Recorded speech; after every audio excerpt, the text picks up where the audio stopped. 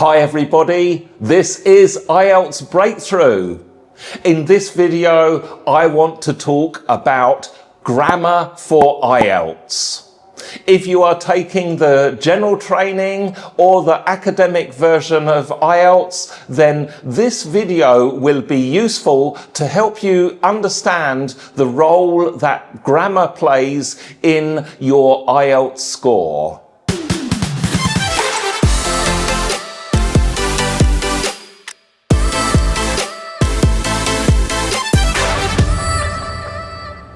I think a lot of people worry about grammar, and it's worth remembering that grammar is only one part of your IELTS score. That's the good news. However, we do have to worry about grammar, and in this video, let's look at the role that grammar plays in IELTS. Keep watching because you will learn exactly how grammar affects your score in the listening, the reading, the writing and the speaking. I'll give you some suggestions about what areas of grammar to practice, and also I'll give you some ideas on how to improve your grammar. Thank you so much for clicking on this video. The IELTS Breakthrough YouTube channel is a channel that focuses on helping you to get a higher score in IELTS so that you can perhaps study at an international university or progress in your career. My name is David Bourne and I am the coach of IELTS Breakthrough. Let's talk about grammar, and let's talk about how grammar affects your score first in the IELTS test.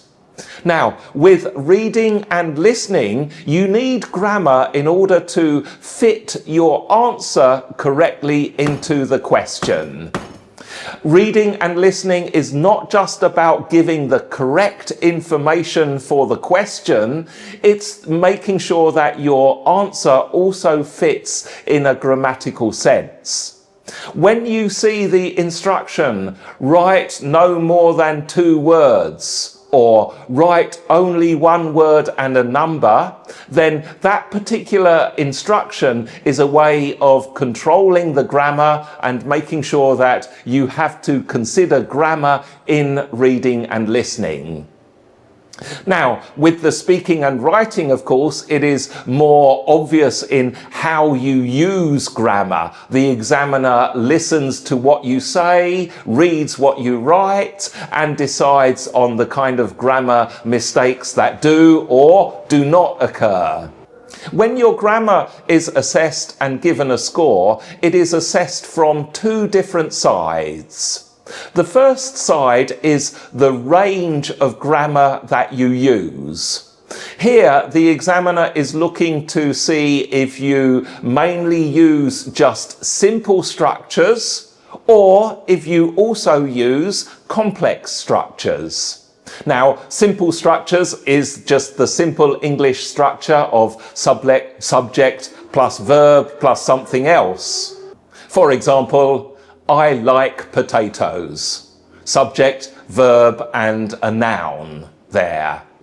Complex sentence structures are when you add clauses and phrases to a simple structure. So, of course, it's going to be a longer sentence. An example might be, I like potatoes that are grown organically. The second aspect of your grammar score is the accuracy of your grammar, or to put it another way, the number of mistakes that you make and the impact of those mistakes. With the impact, we can also divide that into whether it is basic level errors in grammar or higher levels of error in grammar. Here's an example of the number of mistakes. I'll just say this sentence. Can you think about it and see how many mistakes are in this simple sentence? Yesterday, I go to doctor. Did you spot the mistakes? There are 2 of them. Of course, it should be yesterday I went to the doctor. So we have the wrong tense and a missing article there. The examiner also considers the effect of the mistake. In this case, this is where the grammar errors make communication difficult. It makes the sentence difficult to understand. Here's an example. When child, vegetables eat no every day. As you can hear, that's a pretty difficult thing to understand because of the grammar errors. And then one more example of an error where you can understand it, but it is a simple sentence with a very basic error. I know like potatoes. Okay, we get what the person is trying to say, but the level of error, which is a very basic mistake, is not going to help the grammar score. So that is the kind of thing that the examiner looks at in terms of giving you a score for grammar. Now, the next point to look at is what kind of grammar do you need to be good at in order to improve your score? So this video would be hours and hours if I went into a lot of detail about grammatical structures, and I'd probably have 1.5 people watching by the end of this video. So I'm just going to refer you to a list of 9 key grammar categories that are important to consider. These categories, of course, include the tenses, talking about past, present and future, articles, that is a, an and the, and also how to use noun phrases, noun clauses, adjective phrases and adjective clauses. Please check out the description below where you can get a grammar checklist that explains all of these things, gives you examples of the grammar item that you can study. Once you know what kind of grammar items you need to be good at, then the next thing, of course, is how can I improve my grammar? I'd like to suggest the SUDR framework. SUDR, that is S-U-D-R, as a way to improving your grammar. Starting with the S then, the S means select the grammar item that you want to study. You cannot study all of the grammar all together. Basically, you have to pick out one grammar item that you are going to improve your skills on and focus on that. So taking it one grammar item at a time. And of course, remember, you can use the grammar checklist that I have provided. If you are confused about what to select, just select from that checklist. The U means understand. That is, understand how the grammar item actually works. Understand the meaning, that is, when you use that grammar item, and also understand the form, how to make the grammar item. Once you understand how it works, the next step is to do some exercises. Grammar exercises, oh my God, yes, I know. I hope you're not groaning too much. Well, look, they do have to be done. These are things like gap fills, complete the sentences, find the mistake, that kind of thing.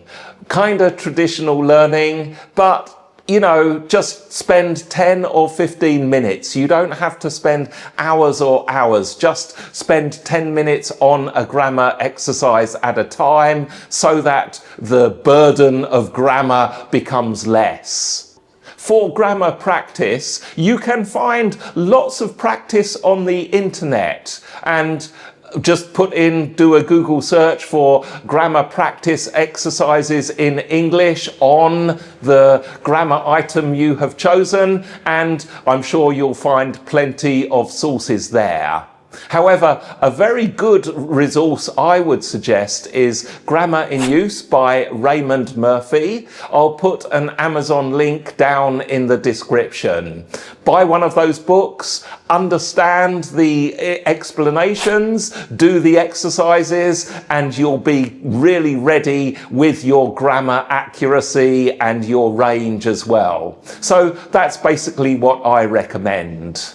Okay, we've covered SUD, that is select, understand and do some exercises. We have one more, R, which is to review, repeat and refresh.